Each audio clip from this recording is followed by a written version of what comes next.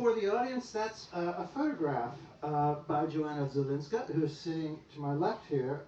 And the reason I chose that was, for one thing, it's a very nice artwork, but also, Joanna, you have compared the emergence of AI art and the potential disruption to the creative community and broader society to the emergence of, that's a 21st century disruption, of photography in the early 19th century. And there were similar predictions about obsolescence, the death of creativity, and some people who said, no, this is new creativity, buildings are taking pictures.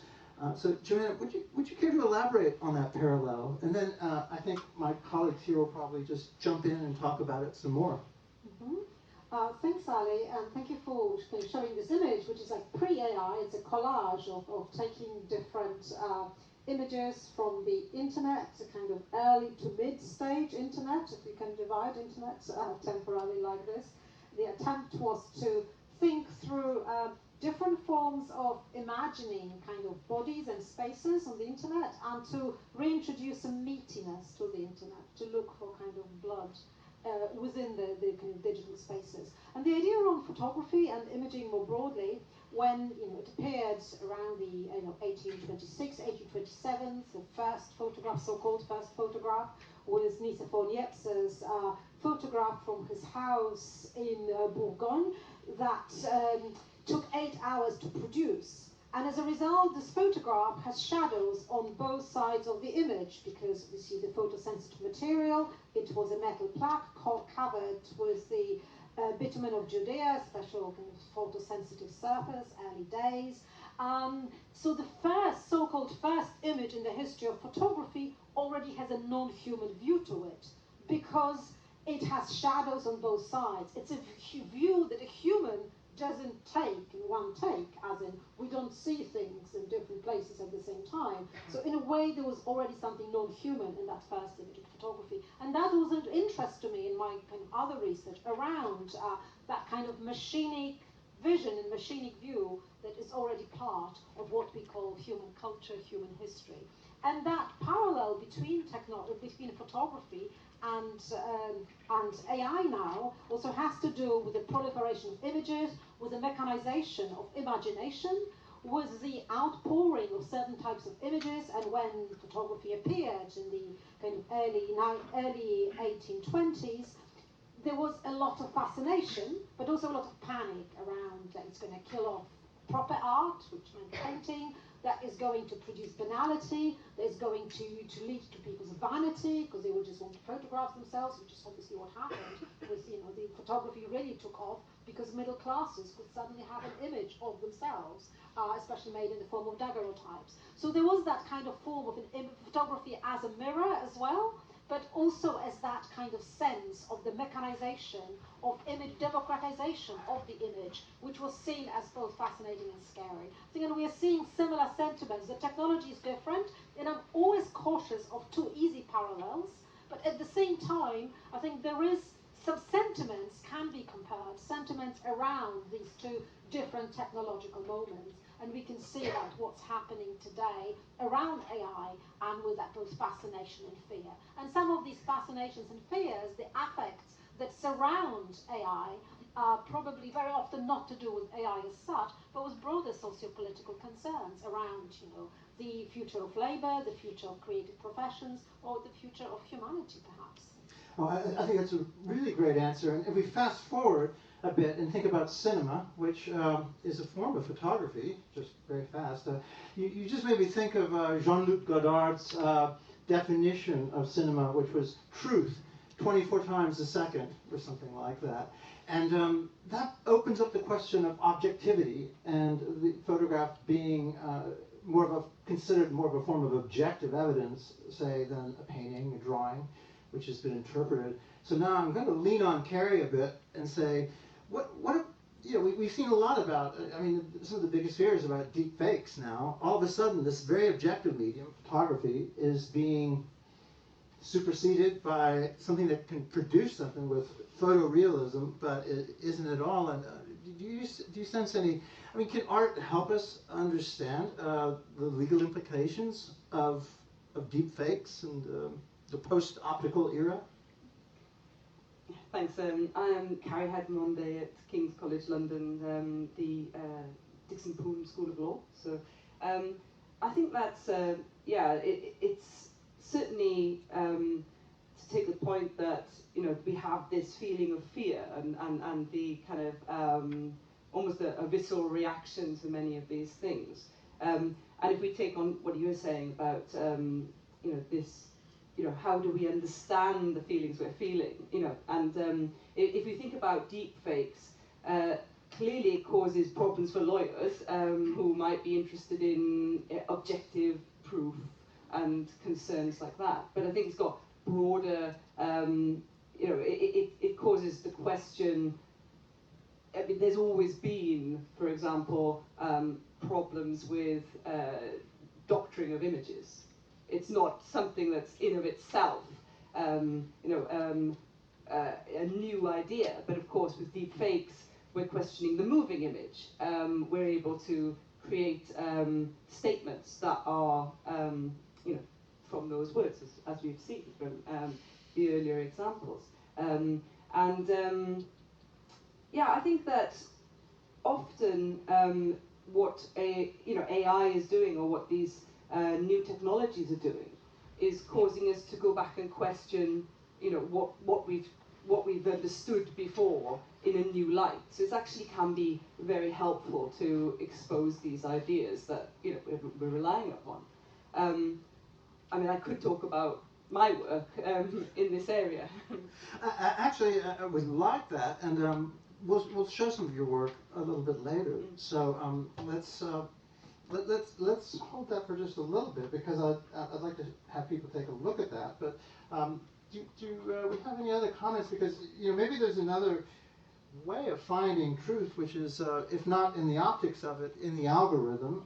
This is a frame from my algorithmically generated video installation, Ouroboros.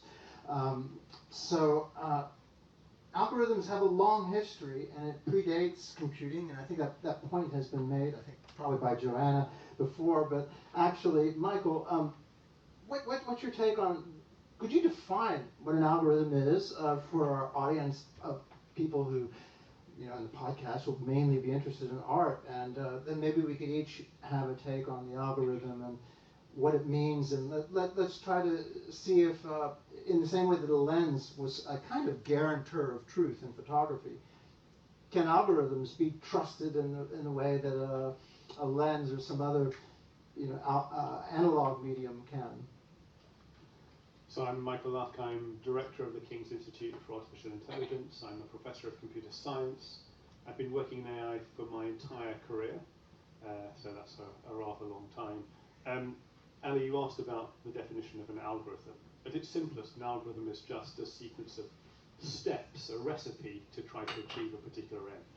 And it's a sequence of steps because that's what computers need to be able to achieve what they achieve. The word has become entwined with artificial intelligence recently, and it's become entwined with that because, of course, algorithms are the thing that we get in some hidden, mysterious way in the new AI of today. It's what is done magically to get to whatever we want to get to. But I'd like to add something else before passing that to others about some of the comments that we've heard so far. We've talked about fakes. We've talked about the need to think about the image and the moving image. These are questions in the context of art that are also very relevant in the context of standard computer science. In our audience today, we have Luca Vigano, who's a professor of cybersecurity, and these questions about authenticity are very, very real and relevant, and have been so for many years, outside AI, but in general in computing. So the questions about not just, you know, whether we have fake images or how they've been generated, they're not just relevant to art, they're also relevant much more generally in relation to these computing technologies, these algorithms that we have, which can do whatever we want to be done. And so I think, you know, Joanna also talked about Joanna talked about the nature of the technology today and how it impacts in terms of a socio-political context. I think we you know, the questions that we're considering today in the context of art I think are also very relevant in pretty much every aspect of the application of technology, whether it's art or whether it's something else that's much more fundamental to everyday work and life. And so what I see here, I think really interestingly, is in some way the fusion of the two in a way that perhaps has not been visible so far. So you get this kind of combination, this merging of art and life in a way that has been perhaps artificially separated previously, and that's a really interesting aspect of the way in which technology is being applied now. So algorithms, the sequence of steps, the recipe for doing something, is now pervasive to art. It's pervasive to human life because AI is pretty much everywhere, and it's affecting pretty much everything we do. Actually, I am going to skip forward to show a frame from Mercy by Vivian Griffin and Cari Hyde-Vaamonde, who's sitting next to me. Cari had offered to explain that, and Mercy is viewable downstairs. I'll let you describe it, Cari, because this is algorithms as applied to justice, and I've got to say my experience of Mercy, it reminded me of, they say Kafka is surreal. Well, this is makes Kafka seem like a realist in terms of the twists and turns, but I think that there's an application of truth-making here, algorithmic truth-making, the infliction of justice, and decision trees. So I think everybody here could have something to say about it from their own perspective. Could you please describe Mercy and your motivation and how you feel like it casts light on justice, especially automated justice that is coming? Yes, of course.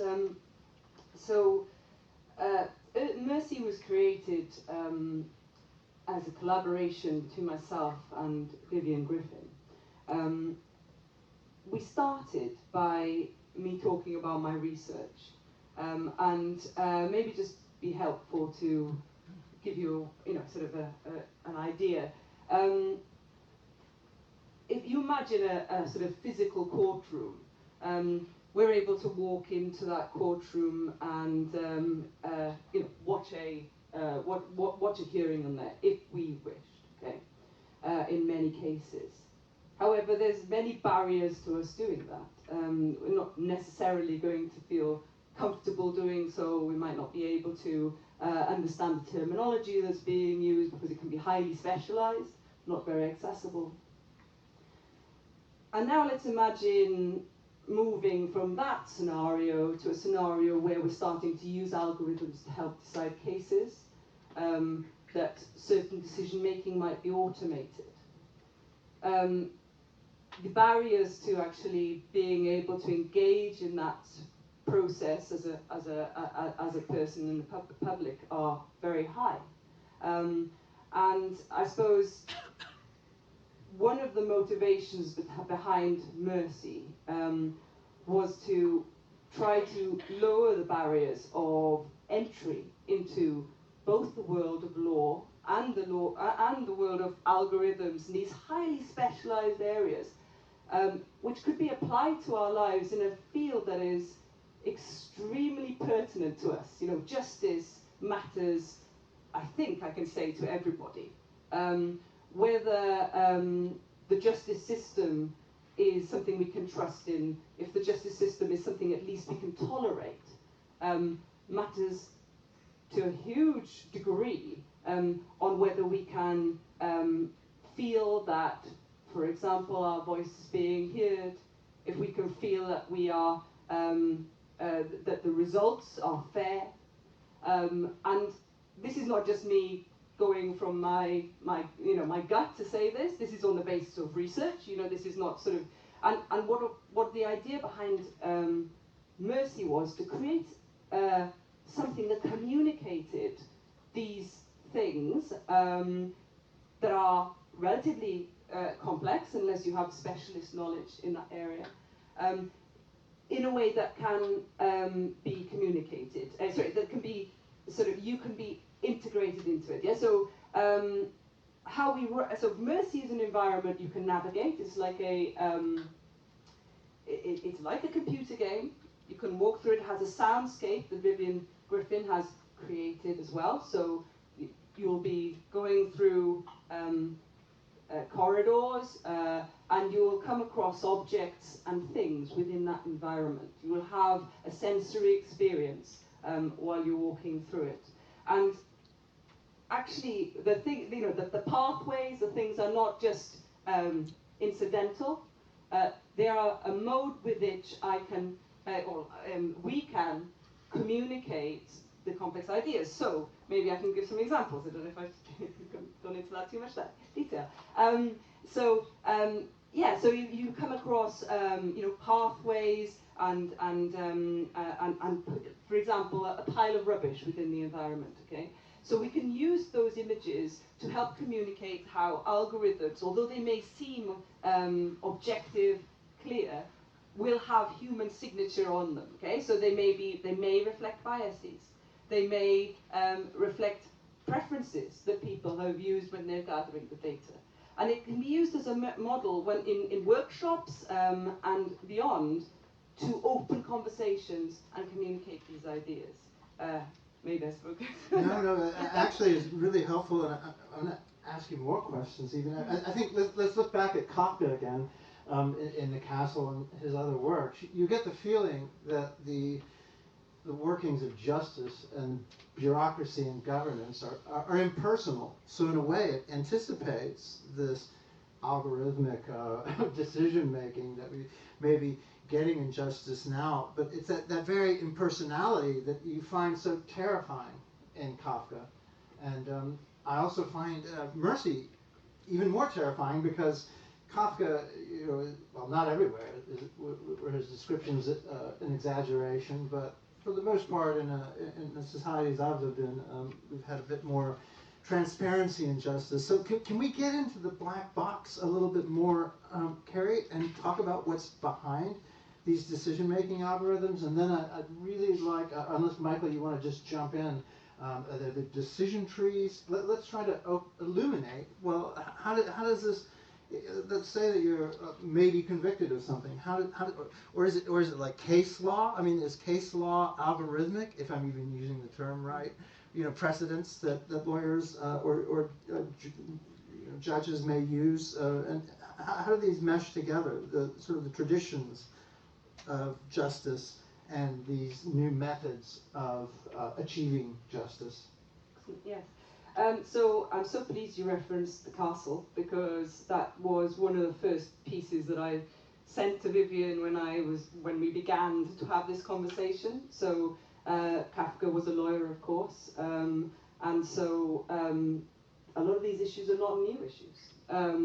But what we are coming across now, as we move to an algorithmic kind of, so now we can finally do what people have been talking about for a long time, because laws are rules, rules are algorithms. Can we not just make this work? Why do we need humans in the process?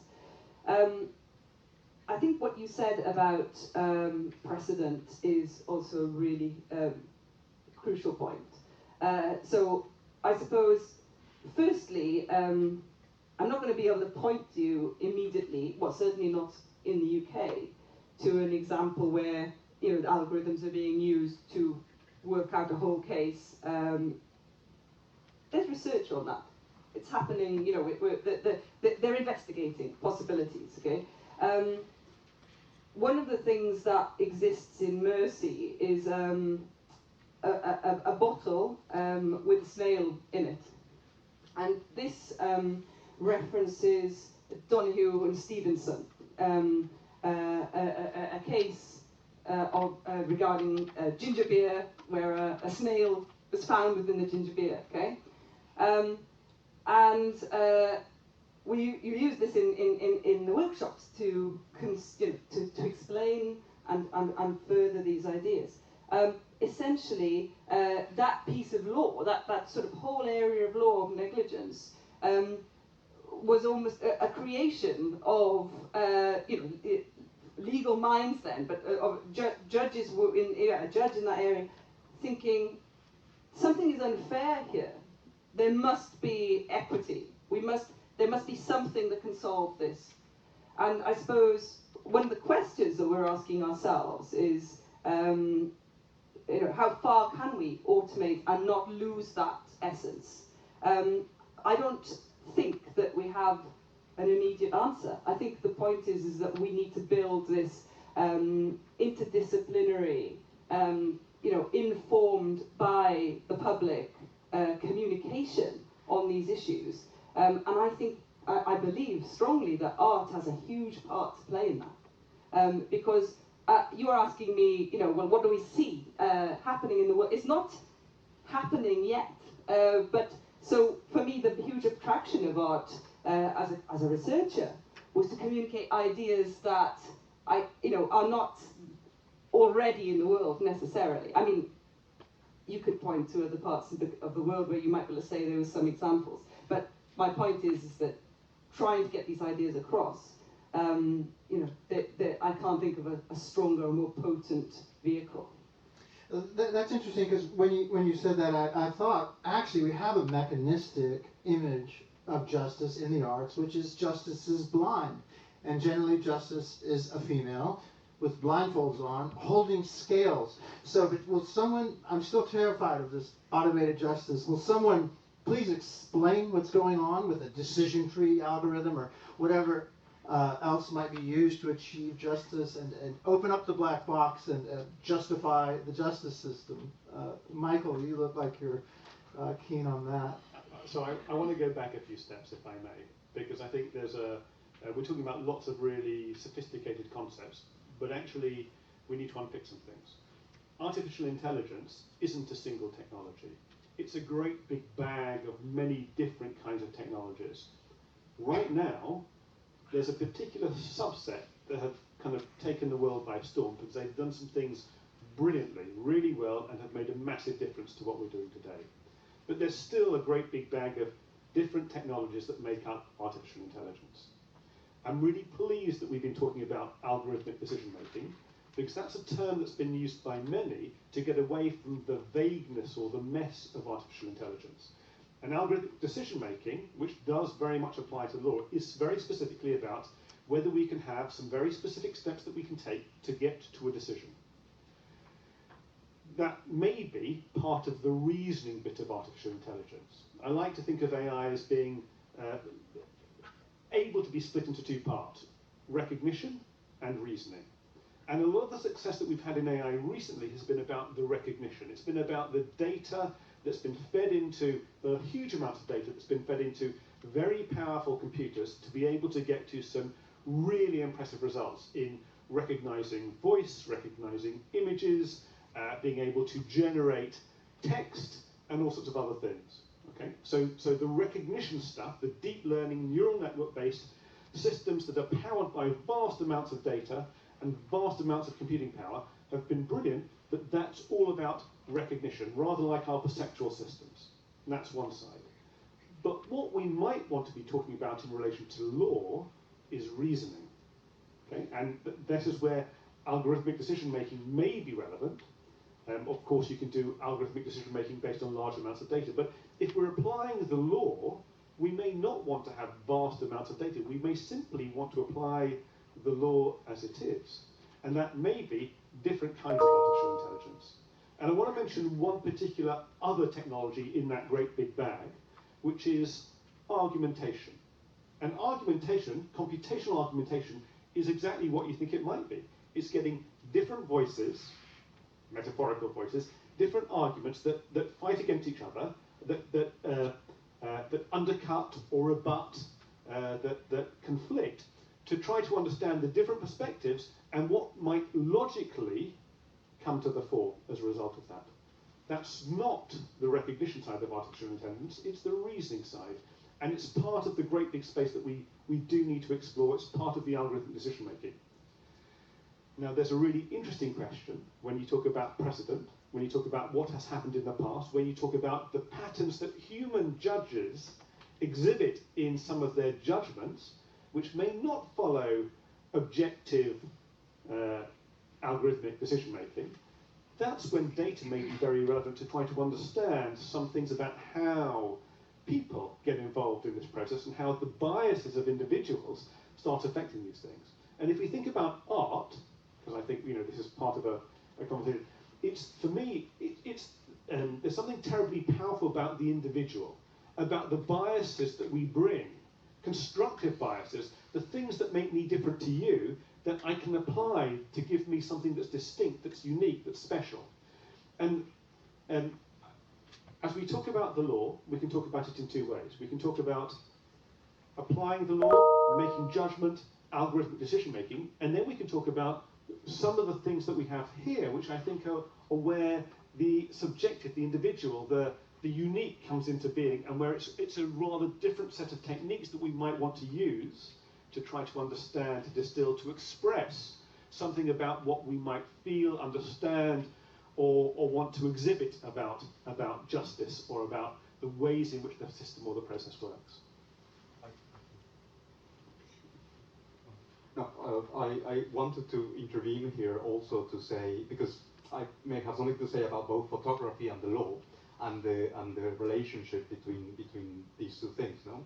And I think you're absolutely right when you say that there is a longer history of AI, but this particular iteration of it is very closely linked to images, and I think this is the deep learning turn around 2012, which was fueled by visual culture online and by images with ImageNet, and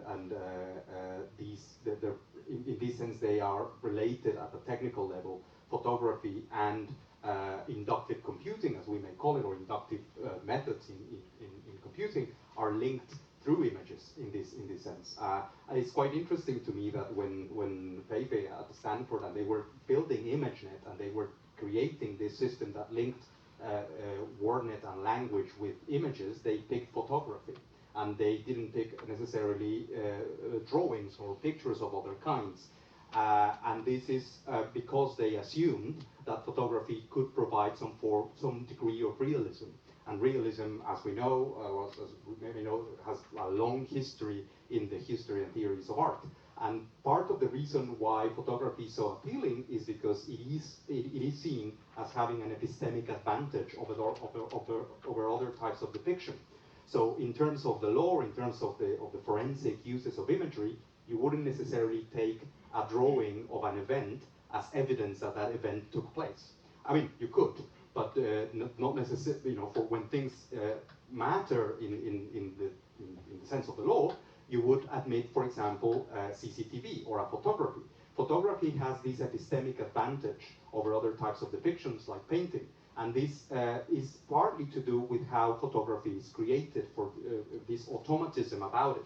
And the notion, whether true or not, that this machine, that this photographic camera, is somehow mind independent.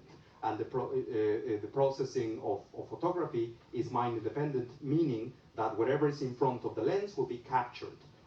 Whether I like it or not. So an example I sometimes give is if I wanted to train a classifier that separated me from other people, or that could identify my face, I would need to feed it pictures of me, pictures of my face, and so on.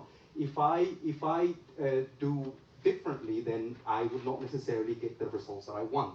So all of these systems are also created for a purpose. And in this case, as you rightly say, for the purpose of recognition. Not necessarily for the purpose of reasoning. It doesn't really say much about my face otherwise, other than identifying me as a person and so on. But this is the link between photography and AI in this modern turn has to do with some computational infrastructure that is being built on a previous layer of technical practice and of technicity, which is photography. And lenses, for example, and I have an article about lenses where I talk about lenses at length, because lenses were originally conceived as scientific instruments for the measurement of things. They were measuring instruments at the beginning. It's only after a while, after use, and after, as Joanna was saying, after they kind of came into wider society, they became available, that their use becomes thematized, that we give lenses meaning, or the pictures that they produce, we associate them with meaning. So a clear example is the vignetting effect that is now very popular in Instagram filters. This was originally an effect, an aberration of lenses that scientists wanted to correct because they didn't depict the things that they wanted to depict. So you could see lenses as analog computing, and in essence as doing a lot of calculations and the heavy lifting of the calculation of the space through analog computing. And this regime is then remediated by computation and taken on by computation, in the same, taking advantage of the epistemic advantage of photography. This is the reason we call it object recognition and not object depiction, which we might as well do, because it's not necessarily, recognition implies this mind-independent process and the lack of a counterfactual. I think that's a great answer. I want to circle back to this image of blind justice, and what that made me think about actually was a concept that goes well back in Western culture to Aristotle and St. Augustine, which is equity. And so there's the application of the law and of justice. In other words, the punishment is proportionate to the crime, which sounds pretty algorithmic to me, but Aristotle argued, and St. Augustine followed, and I think even Aquinas. In law, there's also this notion, and that's why I leave mercy up there. Equity is a form of mercy, so the judge, or whoever's pronouncing the sentence, can give some sort of mitigation of the blind application of justice. And maybe that's what I find so terrifying about Kafka and algorithms. Cari, did you want to? Yeah, so rules, legal rules are written with a mind that they will be enforced and applied by humans.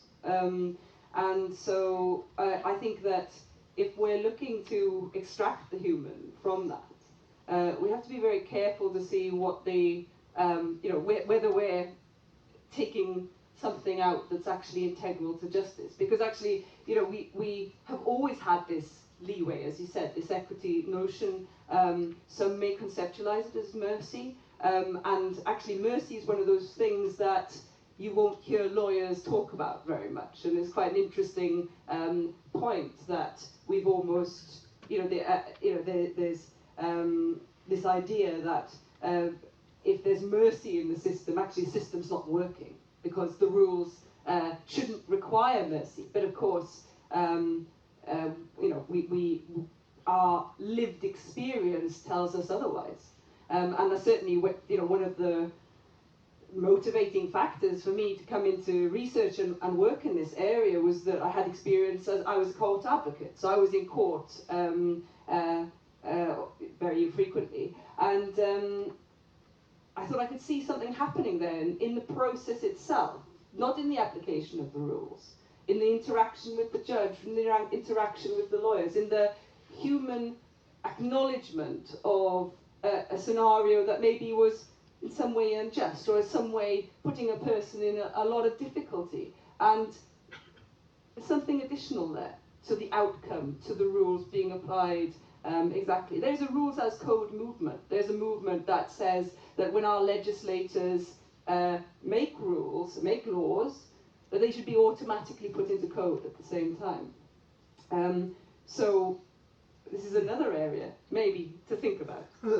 That's really, hadn't heard that. That's a really interesting one. I think I can squeeze one last drop of meaning out of this metaphor of blind justice, which is what an AI sees. And this is an image from Joanna Zylinska's film, Neuromatic. And before I actually toss over to Joanna, I want to recognize Neas Tamarit and Ben Murray, who did a film called The Chaos of Raw Unknowing, which we commissioned for National Gallery X, and which is part of the exhibition downstairs, and which also talks about this theme.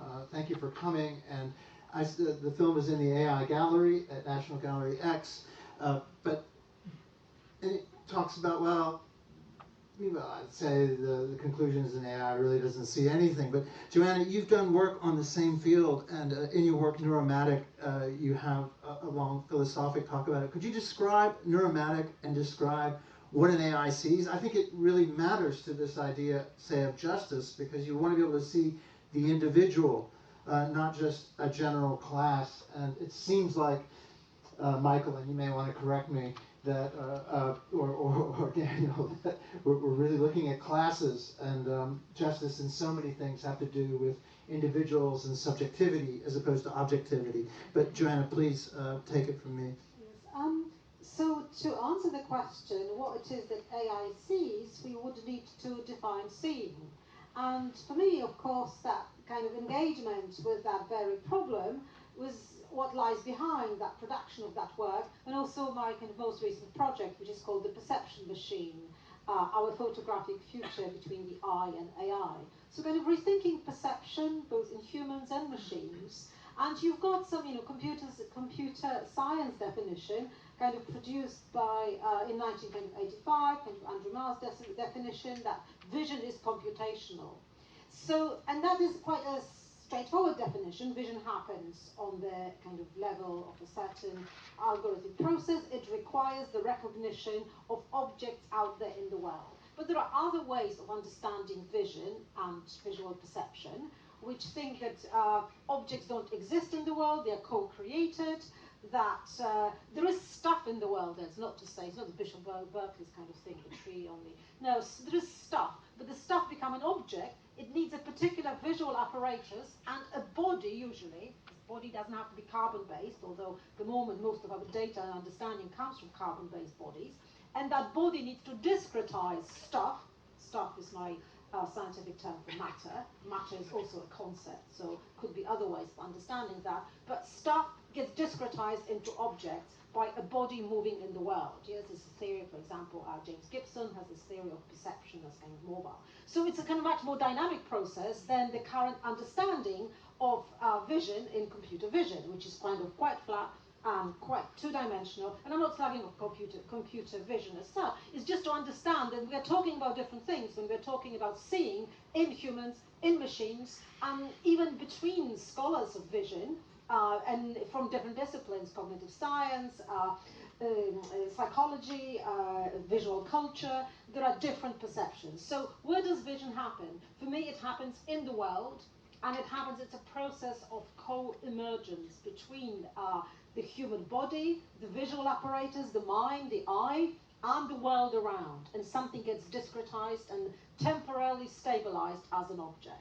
And obviously, in some sense, computer vision, of which I benefit, from which I benefit daily in lots of different applications, simplifies and flattens that model to be able to do something, to execute something, to be able to give us like Google Vision, for me not to get lost in Venice or in Covent Garden, and to show us certain things. So things get simplified, not because computer scientists are stupid, of course not. It's because this is a pragmatic and and this is an interesting moment when computer science introduces those kinds of a gut form of rationality. So Michael was talking about reasoning. The computers are good at recognition and reasoning. But obviously they are doing a lot of kind of deductive reasoning. There is some inductive reasoning. But what they don't do is abductive reasoning. But computer scientists do that quite a lot, very usefully. So computers, I don't know, you've all raised your kind of an eyebrow, so I'm interested to hear more. I'm thinking about Eric Larson's recent book, The Myth of Artificial Intelligence, when he's taking C.S. Peirce's kind of theory of different models of reasoning, and kind of pursuing that line of argument that abductive reasoning, what we call shortcuts, gut feeling, that kind of sense of I know, and it makes sense, that doesn't quite yet operate yet. Maybe the operative word, maybe Larson thinks it will never happen.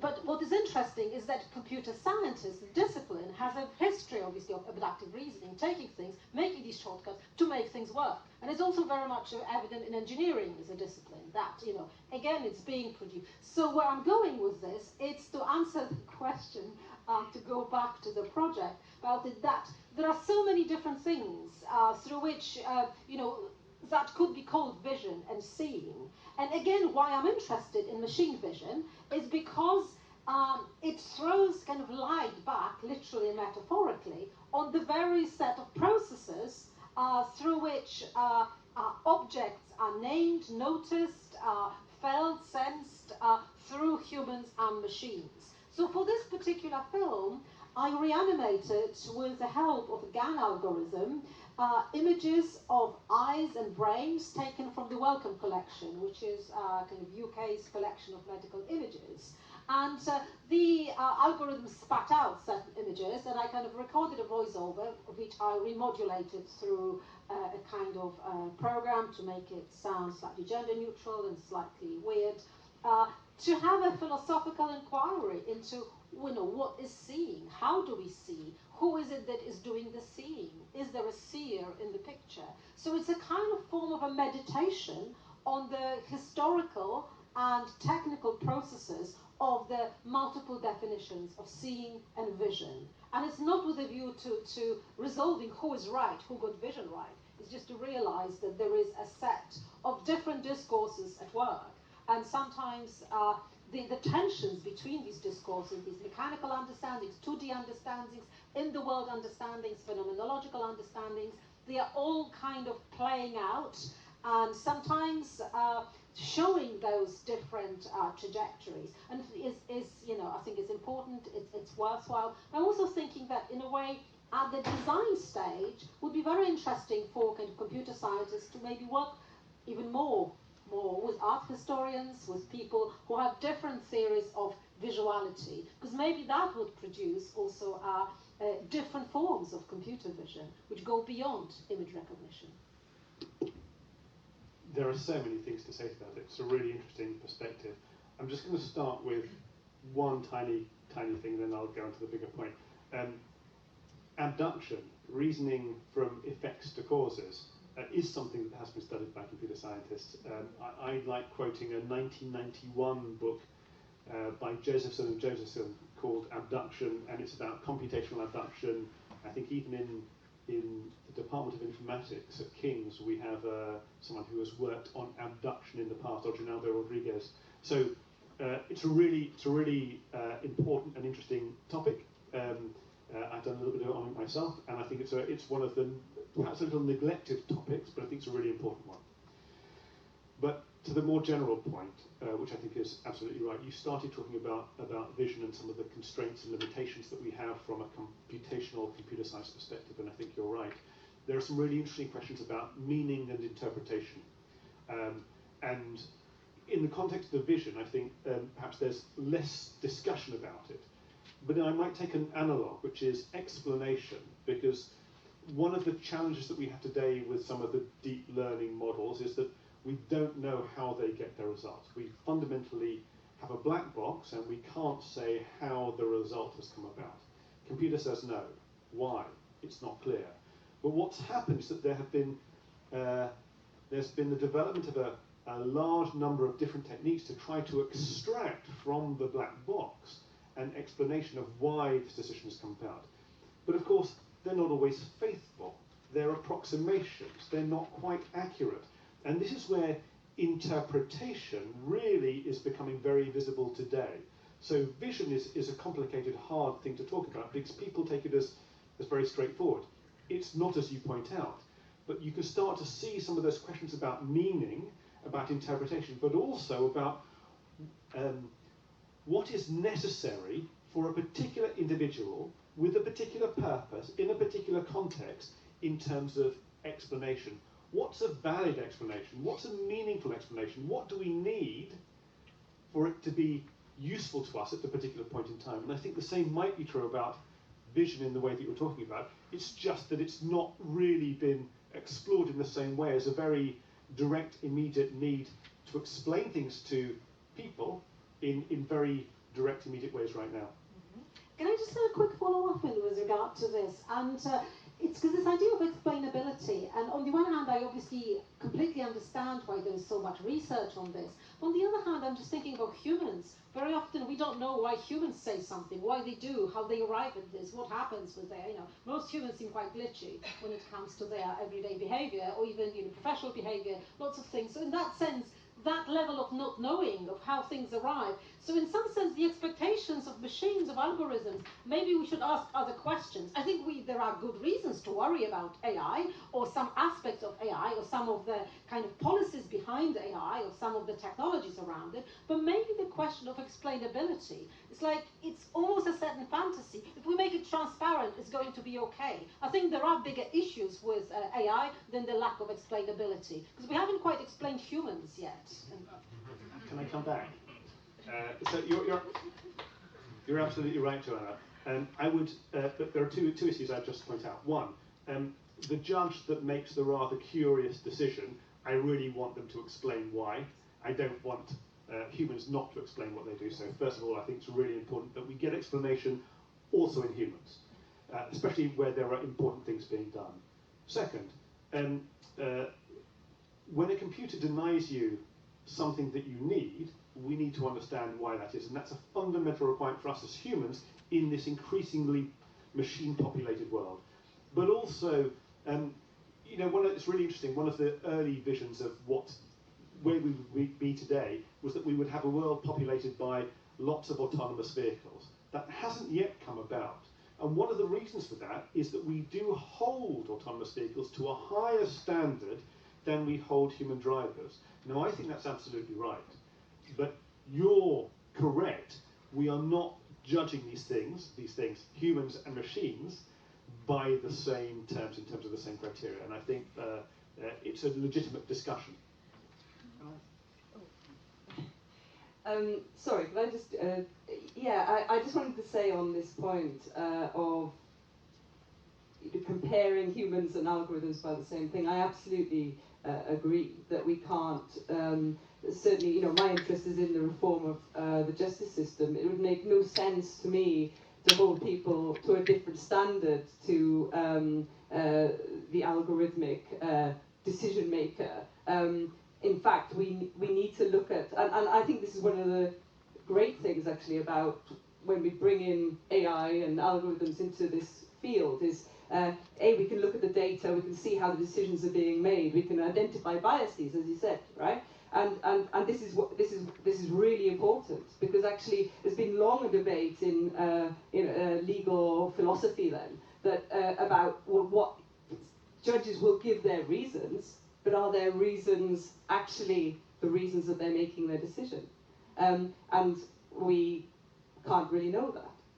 So we have to use this moment of reform. We can't turn away from it. We can't say, okay, let's forget that we knew that, you know, we could get this data to understand that there's biases, to understand that there's problems in the decision making of judges. No, we need to use this. You know, the idea, original idea is, okay, there's a moral imperative to stay away from algorithms. No, there's a moral imperative to look at how they can help us to make decisions, if they can, and find where those limits are. Because if you can use an algorithm or AI to identify or assist the judge or identify when they're making a mistake, yes, let's do that with great care, but let's investigate it. We can't turn away from that challenge. I just wanted to follow up on the explanation aspect of things. I think when you say we can't explain humans, that's an interesting way of phrasing, but at the same time, humans do a lot of explaining all the time. So in terms of art and images, images are used as explanations as well. And we have explanations about images. So when we imagine how canons of taste, for example, are constructed, and you think about a body of critics who weigh in and say, this piece is better than that piece, and that's how they get into museums, and that's how they get prizes recognized, and so on. So you create value out of these judgments, these collective judgments of an informed body of critics. And critics are expected to offer explanations.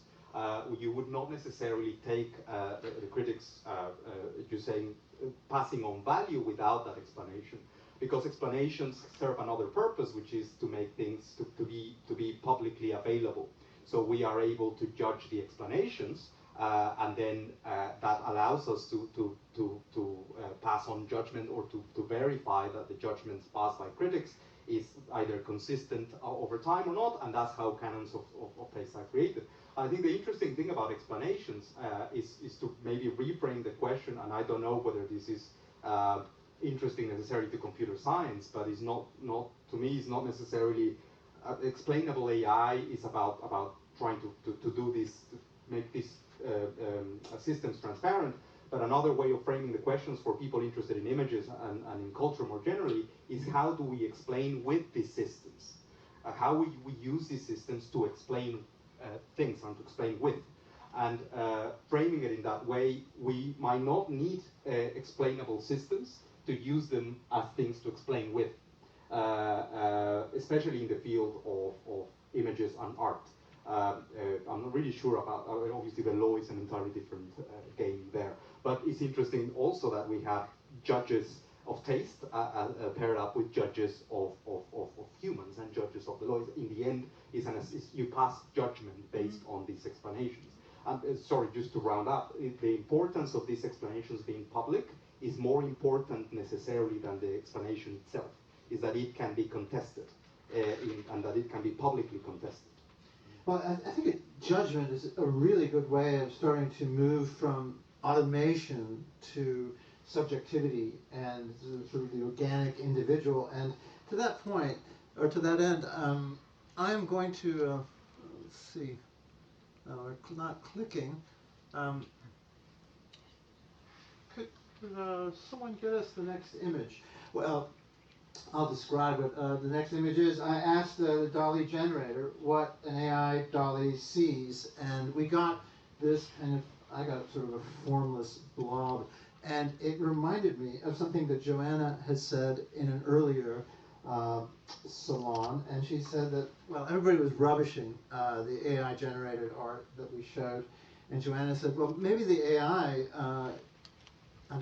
we weren't trying to ascribe intentionality to it, but just for convenience, we'll say, maybe the AI is perceiving or finding a structure that is just imperceptible to us, and that it's recognizing something we don't recognize. So this may look like kitsch to us, but it looks like something to an AI, and I chose a particular, to me, inchoate image there as an example of what the AI generator sees generated by one. Jenna, would you care to elaborate on that point? So the idea was also about these different forms of perception, about what different organisms that are embodied and that are in the world in a different way and have different kind of forms of cognition and perception, kind of see and recognize and make important to themselves. And for me, that was that statement that you evoked was some form of, again, philosophical speculation, almost a game to recognize that there are different ways of understanding, perceiving, and also, again, returning to humans. Of course, we do want humans to be explainable, but as Cari said, that even if the judge tells you, I passed this judgment because I think this is fair, this was my reasoning, they might have just made it because they're crazy or drunk, or just not having enough sugar or too much. So it's kind of, we don't know, or are racist. So there's all this other stuff that you don't quite know, and even the beautiful articulation of a reasoning won't necessarily provide the whole kind of diagrammatic structure of what actually occurs.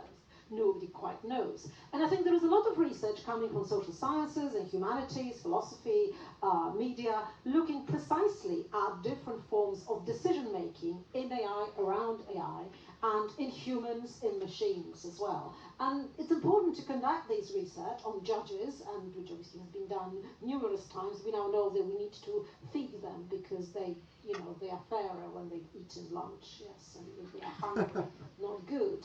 So, and obviously a solution to it is let's have an AI system because that will be better. I mean, that's too quick a shortcut for that.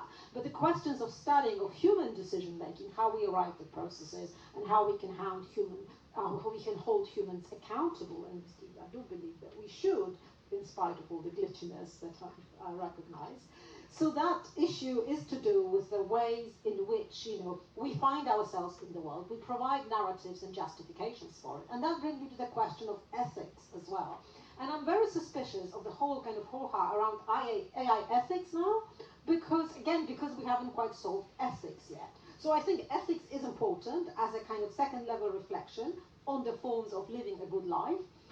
in which we, and we as societies, as cultures, have different ways of understanding that. But AI ethics is often rolled out as a kind of quick fix that, sometimes it will get corporations off the hook because they've hired a few ethicists, so they say, oh no, we can just get away with murder, literally sometimes, because, we do AI ethics. So as a discipline, AI ethics is supposed to be a branch of kind of ethics more broadly, and yet because obviously ethics, we've got lots of philosophies of ethics, of different theories, different articulations, but on the level of implementation as humans, we're not doing that amazingly well.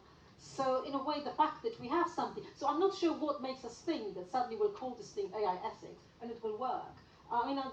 It's not to dismiss ethics as such. It's just to think that, there are some bigger issues to address about our ways of understanding justice. And again, for me, ethics and politics are kind of inextricably combined. So there is no way of thinking about ethics as this abstract thing. A lot of the decisions we think about as ethical, they're actually policy issues and politics issues. But they are very unpalatable to a lot of those who are funding the research around AI. So much easier to talk about ethics because it sounds like, all good people, we all good things, like do not be evil. And while if you're talking of policy and politics, suddenly makes people uncomfortable because that might require some systemic change. So ethics becomes a kind of softer, easier way of pretending doing something while not doing anything at all. And that was a very spirally way of answering your question. Well, I think what we're doing now is we're moving from this extension of AI as a tool, and humans have used tools. That's probably part of our definition, homo faber, humans as tool makers and makers. And but that tool seems to be working its way upstream, sort of from our fingertips up into our brains, and moving more into faculties that we have considered quintessentially human, and one of those is judgment, and the other is creativity, or maybe I should invert it and say creativity and judgment. If you're an artist, you're creative, but as Joanna pointed out, the creative act isn't really consummated until there's an audience, and then that audience encounters the work, and that encounter of creativity with perception creates judgment, or the encounter of behavior or misbehavior with the justice system creates judgment. And in that way, there are some parallels here. And I think one of the themes I've heard in this conference quite a bit is that AI is enabling us to define what is human and to reflect upon ourselves. In this case, we want to use art. But let's talk a bit about creativity. And I'm going to show a piece of Daniel's now. This is steampunk. I think at least 3 or 4 of us, maybe all, have made art with AI and probably have a perspective on that. Can we talk about, well, is AI itself creative, or is it just going to recede into the toolkit? I remember somebody saying that, AI can write code, and the developers have just now sort of stuck it into their toolkit. It's a shortcut on things. As an artist myself, I find that AI lets me do things that I couldn't do either at all or without great expense. But Daniel, in your work with this, and then I think Joanna and everybody, where does do you sense that there's an encroachment onto creativity, or is it's just another tool? But let's look at the trajectory. Actually, let's take a few risks and, if not make predictions, say what are some of the possible trajectories here? Yeah.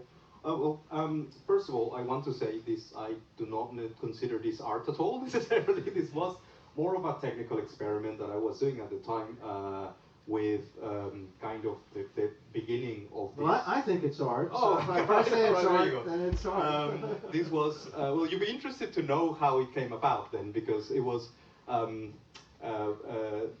this was one of the experiments with early text-to-image systems. But this before they became kind of a mainstream, and so this was, I think, BQ-GAN is one of the first clip-guided models to create images out of text inputs. And the input for this was a departmental meeting in digital humanities.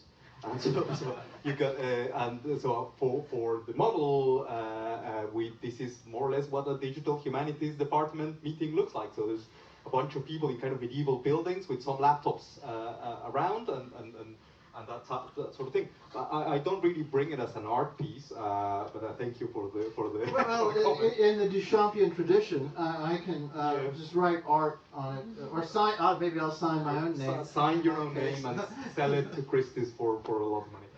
Appropriation is. But the reason I brought the picture also is because I also think, I mean, I know many people here will be interested in art with kind of capital A art and so on, but one of the reflections that these systems, that now all pervasive systems, or rather kind of mainstream systems, bring about is the relationship that we have with images at in a larger sense, right? So it's about visual culture more generally, I think, and it's about the uses and misuses of imagery and art. You can see, and I hope this isn't controversial to anyone, but you can see art just as being one type of such cultural production that is not necessarily as special as we perhaps originally thought. I hope maybe Joanna will disagree. I don't know, but I don't really see it as and this is probably legacy of modernism, of thinking about art with a capital A and of thinking about self-reflective visual production. But it doesn't have to, these images, you can have self-reflective and self-addressing images without them being artistic or without them having the pretension to be in a museum anytime soon, and that type of production is possible. And so to me, the question of creativity, what you're saying about creativity, is really more about understanding how the mode of visual production has changed and is changing. And I think that's where the emphasis, at least in my own research, is. So you have what has changed is the capacity of extracting loads of subjectivities and stabilize them into a computational object that can be then transported and deployed in different settings. So in a sense, it's a little bit like putting culture on tape, or cinema, how it captured and allowed us to modify and to think about time in a different way. These imaginations that inductive computing allows is where the creative aspect of it lies. And the mode of production, the visual mode of production, is perhaps what's different. One way of looking at it is, if you think about this is kind of a kind of Marxist way of looking at things, perhaps, but the Italian autonomists, the operaistas, who with a social factory of vision, you could argue that this type of system now has some form of visual factory of vision, aided by computing or articulated through global computation, through global network computation. This mode of production, this is what occupies people in the creative industries, I think. Well, I know Joanna's mind must be teeming with answers, but I want to give another layer of provocation before we get into that, deeper into this discussion about creativity. And this is yet another Dali production, New York, Jackson Pollock. And the reason I made this and want to talk about this provocation is we know artists have always collaborated with each other, so maybe AI is a collaborator. And artists, at least as an artist myself, who worked in photography, optical photography, video, film, digital, and generative media, there's a dialogue with the medium that happens too. And that reminded me of a film called Pollock, about Jackson Pollock. And I just remember this one point in the film when Pollock, he's just about ready to crack, actually. And Clement Greenberg, the great critic who really championed Pollock and put him on the scene, goes up, and I looked this up in the script so to make sure I got it right. Greenberg is in Pollock's studio, and he confronts him and says, Jackson, you're retreating into imagery again. Paint is paint, surface is surface. That's all they should be. So what kind of dialogue can we have with AI in the sense that it's a medium or collaborator? Yeah, I mean, it's very interesting, and obviously you can make all sorts of declarations about all sorts of media and surfaces, and there is a lot to be said about some kind of modernist minimalism and withdrawal of form, and that in itself is obviously a very interesting set of experiments. It also has a certain, we can't just look at these artifacts without the wider socio-political context of branding. For example, American Expressionism as a form of a new form of selling American civilization as a way of something new and bold and brown. So there is obviously a social history to those kinds of formalist experiments. So that kind of creativity, what happens with the kind of repetition of the same, you can say that obviously artists did the same. Salvador Dali, who kind of, at first mimicked the great masters of the more classical sense. Then he went to Paris in 1926 and then started to copy like Picasso quite a lot and Braque. And then he kind of mixed it all up and then, but in a way that popular music is sampling.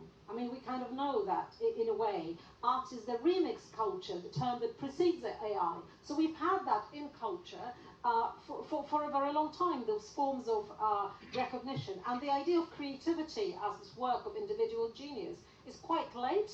It's that kind of cultural production very often happened under multiple names and anonymously. So it's also part of a certain financial kind of development around the culture of capital, the culture of the individual, that the authorial name with all the kudos around the authority and that it carried became embedded. But there are other forms of cultural production where it is much more collective, it's much kind of less recognized as that.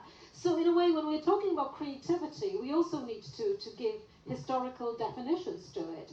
And I think that the definition of creativity that gets bandied about around AI is precisely like this kind of genius that produces the stuff that dazzles other people.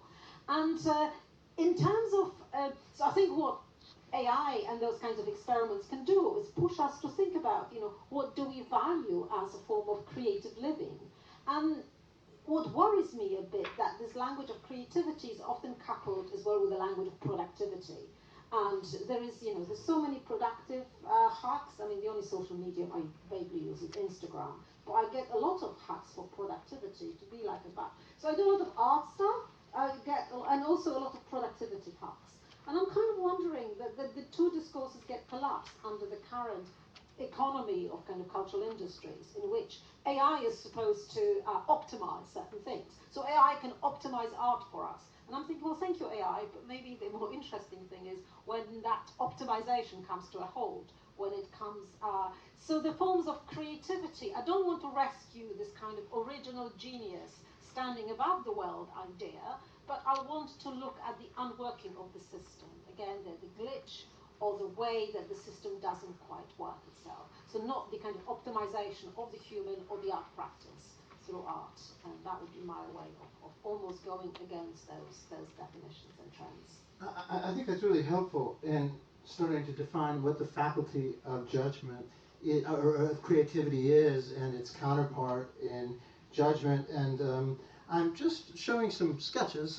Might want to turn around. They're portrait sketches by Patrick Tresset and Paul the Robot. And I'm going to quote Frederick Full-Lemarie, who's a goldsmith, and he says that Tresset sees these robotic drawing systems as an extension of the human artist. And he also talks about general AI and the importance of humanities and humane training in AI. So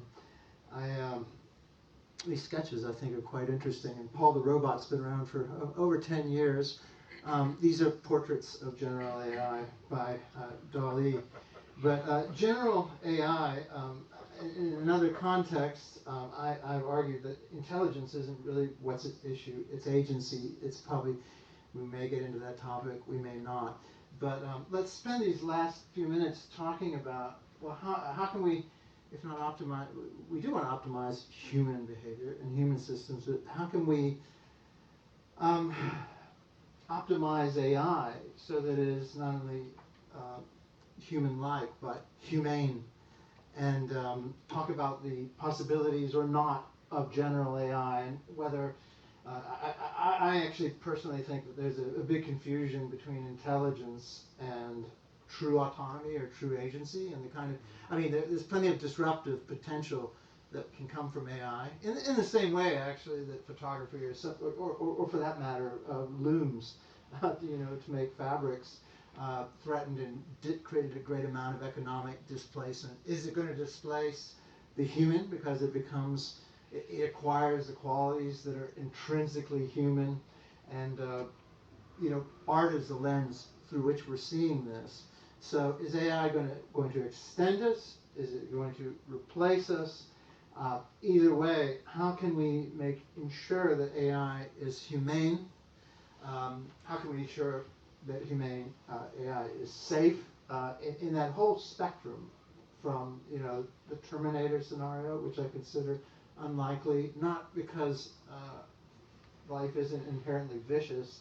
I just think life forms are far more complex than what we consider artificial intelligence, to economic disruption, and where do the faculties of judgment that we've talked about and creativity fall along this spectrum? So please, let's have a really open discussion where people can talk about the hopes and fears that we open this discussion with, because they're really salient in society right now. We hear a lot of opinions. I'd like to find something that keeps the boat a bit more stable, but lets us progress in these next 12 minutes. You're looking at me, Ali. Let me say a few things. There's so much in what you've just said. So first of all, I think we should just be clear that artificial intelligence is a label that we've come to use for a particular set of technologies. We use it in a particular way.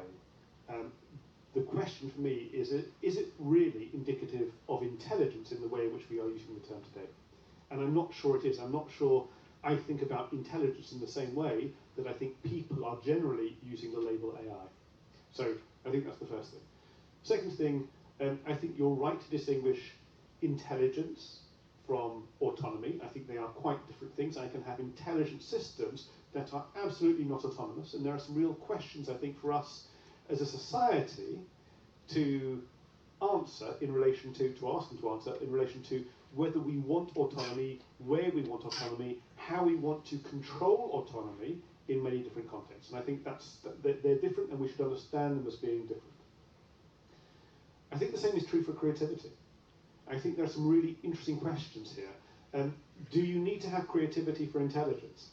People will argue it both ways. But I think you can start to understand different nuances or different perspectives on this that allow us to reflect different things that we're interested in. And so intelligence, creativity, autonomy, they're all different sides of something, maybe one thing, but they're different sides of something. And I think we need to start moving to a richer conversation about the nature of this thing that we're all here talking about today. So AI, in some way, has become rather dull as a label. It becomes kind of monolithic and vague and difficult.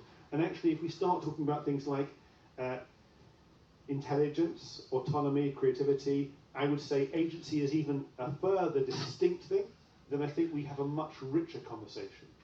But you also said something else. You asked about, you spoke about what it means to have safe AI. And because this is something important to me, I will just say there are two things that we need to pay attention to.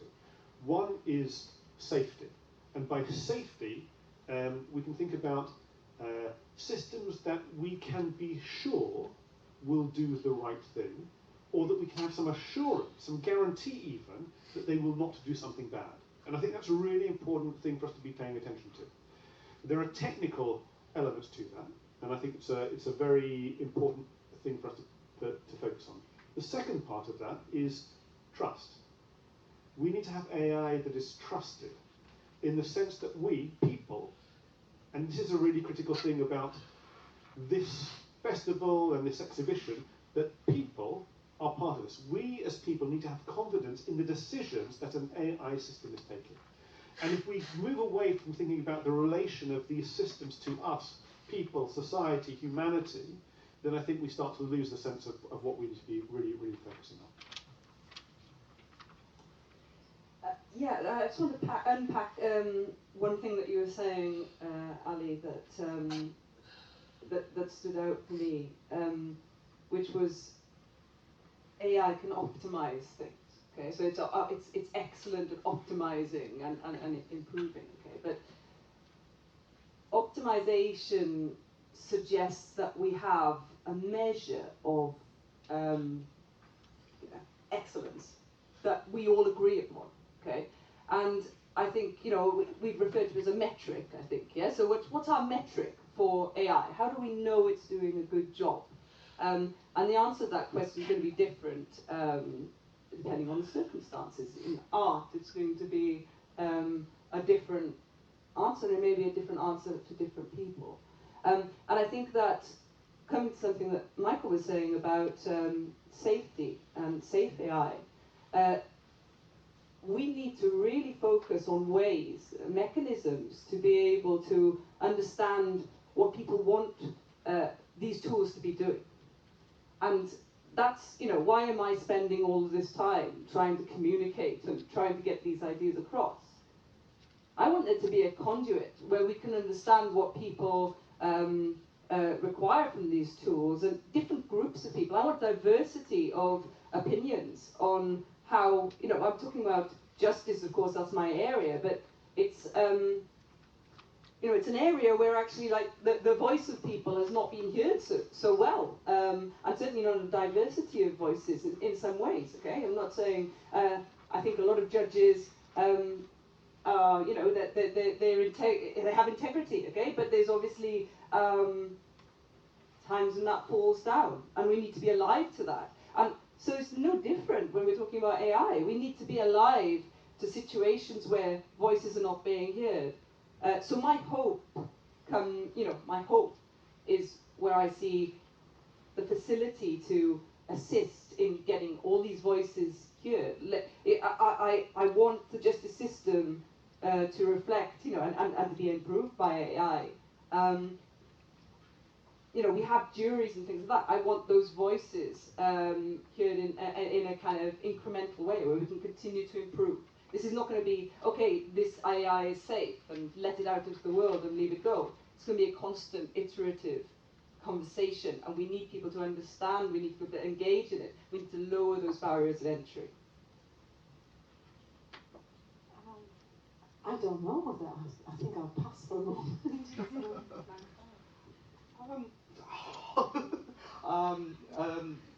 Okay. If I say one last thing, is to me specifically, I suppose the issue about creativity also has to do with the recognition of a joint kind of conjectural space between the arts and the sciences. This goes back a little bit to what we were discussing earlier, and how much closer they are than we may think. And I think the wave of generative AI that we are seeing on the news every week now obeys to this logic. There is no logical distinction between prediction and generation. And it's interesting to me that from the humanities point of view, we had this distinction for a long time.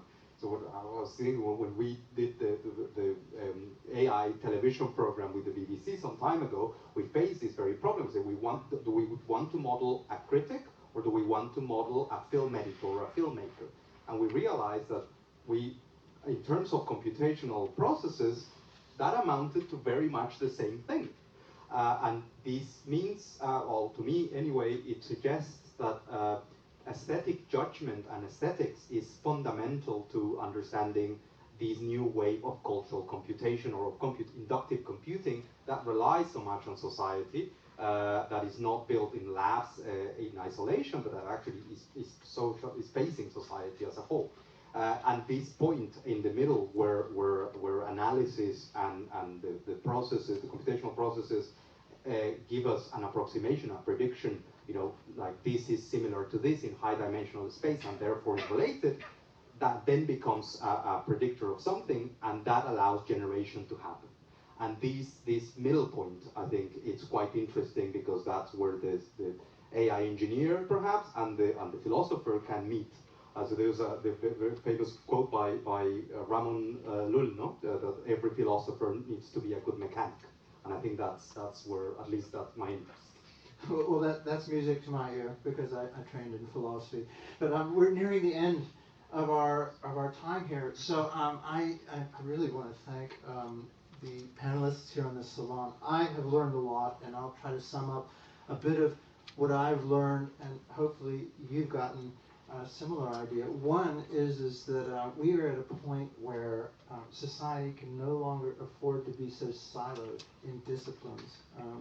I think that ever since modernity, modern science took up and started to cleave into different disciplines, and until you no longer had natural philosophy, you had chemistry, and you had physics, and even later you had sociology, and more optimistically the science of psychology, and finally economics, which arguably has not got a scientific foundation either. But we need to work together across disciplines with this, and in fact, all of society needs to pitch in. The technology, I suppose there's this divergence going on historically, which really empowered humanity to make a lot of technical advances, and somehow society kept up with those, and we reinscribed ourselves onto the ecosystem to the point where actually now we need a better understanding of the ecosystem before we go any further, because otherwise these other questions won't be relevant. So we need to put together biologists, sociologists, psychologists, philosophers, along with our computer scientists and developers, so that we can understand a more humane, or create a more humane technology and a more humane world. And I suppose one question that's come up, and I think these are words that came out of Joanna's mouth, is AI teaches us something about ourselves. We see AI in ourselves. So I'll leave the audience with this question to answer tonight, or maybe as time goes on and these controversies rage, is what has AI taught you about yourself and your own limitations and your own self-definition, because it's clearly encroached on domains that have been traditionally held for the human. But humanity still persists. What is it that actually makes us human and different, and actually ethical beings, agents who deserve to live, as opposed to being switched off at the end of the day? So thank you very much. You guys have been so attentive, great audience, and we'll be around if you want to talk to us, but I really enjoyed this, and thanks again to our panelists. So let's give them a hand.